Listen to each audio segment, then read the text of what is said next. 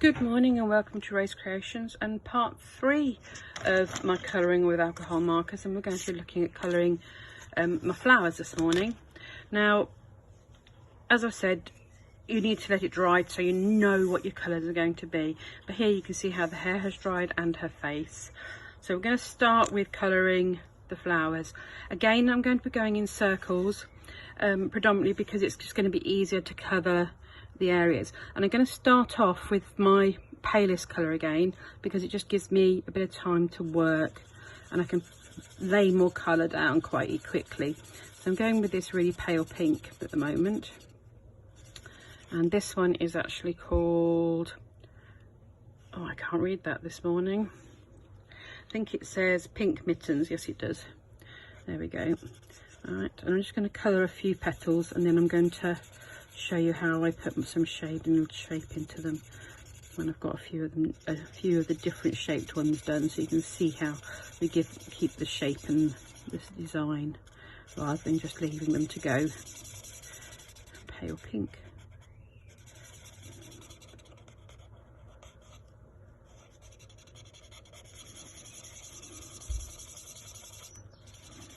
Okay, this one will be my last one for a minute because it also gives us enough to work on.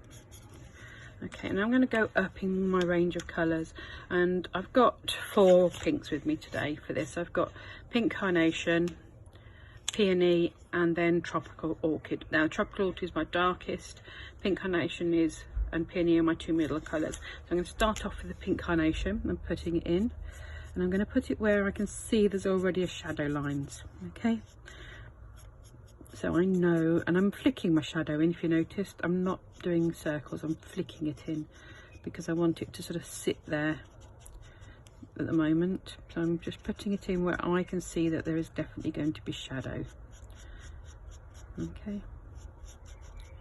to help with me to do my shape and texture.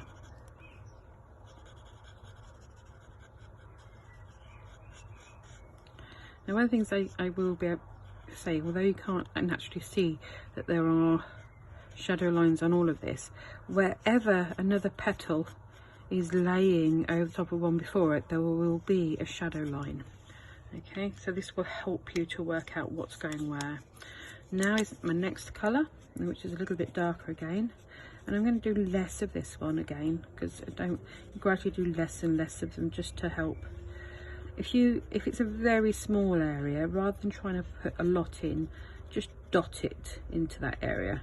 So it just gives you a little bit where you might think you might need it, but doesn't put too much pressure on if you're trying to get lots in.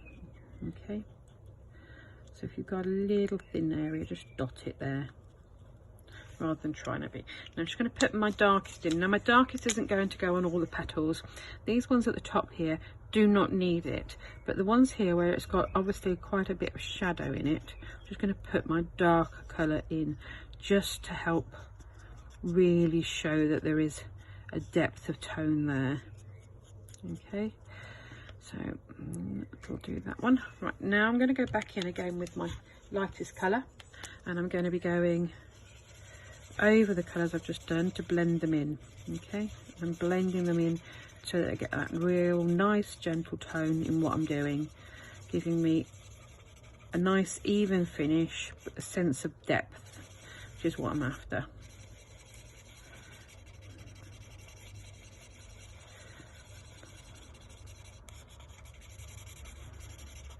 You see how it's blending down quite nicely.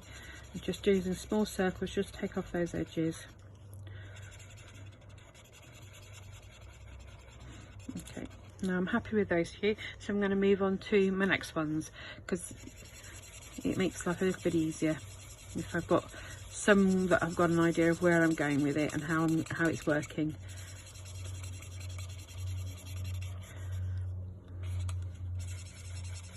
I'm just putting my lightest down again. I'm moving in circles because I'm wanting it to just nicely finish what I'm doing. So I'm taking my time and just doing all my circles here.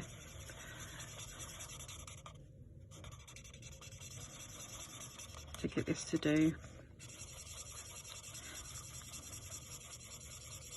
at this point you can now see the difference that having a little bit of the darkness and the tone and the changing of the blending of the colours gives to the flower, because you can see half of it in a flat colour to give you that sort of type and texture.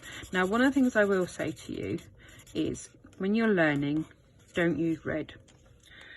Red is a very difficult pigment to get right, a very difficult colour.